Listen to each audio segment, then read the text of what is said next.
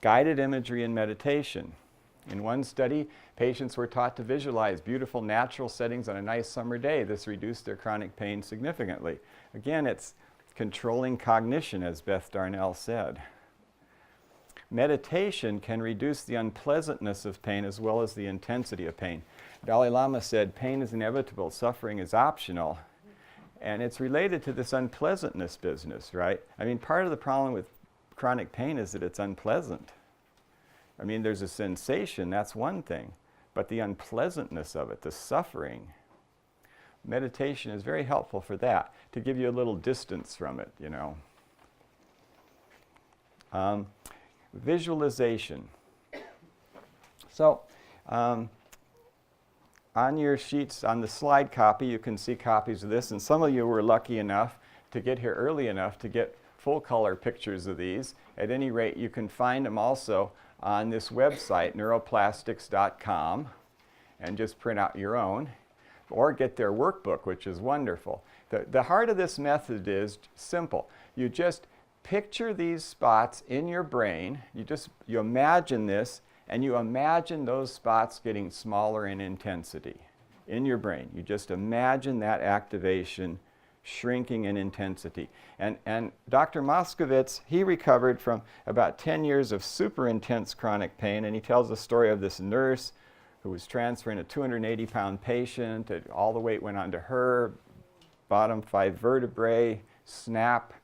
She was so bad off, she couldn't even have surgery. 10 years later, she reported that she was in pain all the time. She couldn't even read or watch TV. The pain and the pain meds were just, that's all she could do, just lay there in pain. She was healed by this method. It took about a month. And this method is a little more time-consuming than the others. Read the Sarno book, you kind of read at your convenience. Do the biofeedback a few times a day, Qigong. This one, every time you feel pain, every time you feel pain, you go to this exercise. So it functions as a distraction, among other things. This is, instead of going to, oh man, this pain is so bad, so bad, so bad, it's like time to go to work, time to do this exercise. I have a friend that I've known for 50 years since college, and I've been sharing some of these ideas with her. And she wrote me about a week later, I now find myself quite suddenly pain-free, or at least pain so diminished as to not be problematic. Wow, I still get small tinges and pain grabs, but they're incredibly diminished. I seem to have a pain in my neck and arm, but just thinking about the pain maps in my brain, these ones here, visualizing the slide seems to be enormously helpful. This is really encouraging and quite crazy, extraordinary really. I still feel a bit foolish, as if I'd swallowed the Kool-Aid and thrown away my crutches. The truth about that, who cares? I'm walking and bending with relative ease. Hallelujah. So I want to kind of end with one informative story, which is from this Lorimer Moseley, who did the graded motor imagery and the sorbet safe and the motion is lotion. And so he tells about that he was walking in the Australian brush. He's Australian. He was walking. He had bare legs. He was walking along.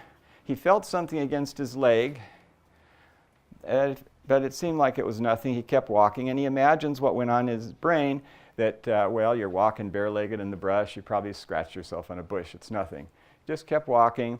He took a bath in a stream. He came out of the stream. He started walking back, and he collapsed. He woke up 4 days later in a hospital and learned that he had just survived the bite of the third most venomous snake in the world, the eastern brown snake. Very difficult recovery, a lot of pain. But now, years later, strange as it may seem, he finds himself walking in the brush in shorts. He's walking along, and all of a sudden feels something against his leg and collapses in agonizing pain. He says, oh, it's just shooting pain. Oh, God, it's so bad. And his buddies come, and his buddies, what's wrong, what's wrong, what's wrong, and they look around to try to see what happened. He got scratched by a twig.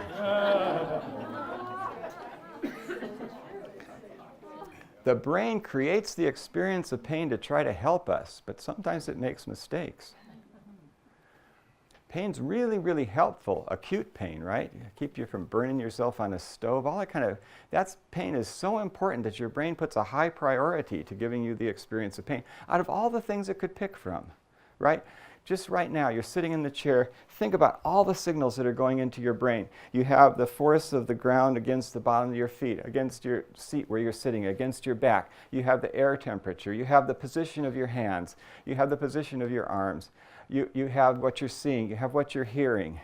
You have thousands of inputs going into your brain right now. But only one thing's in your conscious awareness. Now, if one of those things is pain, your brain tends to pick that, because acute pain is so important, right? But it doesn't have to pick that.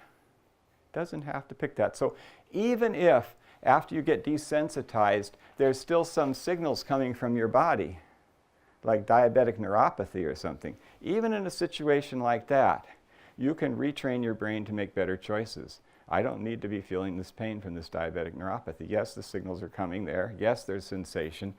But I don't need to be relishing in the experience of pain.